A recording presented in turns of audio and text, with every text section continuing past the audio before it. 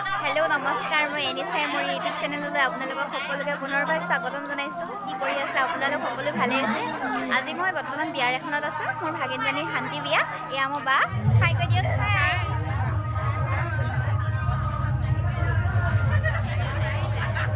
এইফালে গোপিনী বহি আছে, আমাৰ বিয়া হৈ আছে, শান্তি বিয়া হৈ আছে।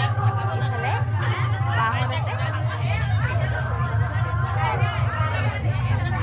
চাই থাকক ভিডিঅ'টোৰ লাষ্টলৈকে, সকলো গৈ আছে। অ'কে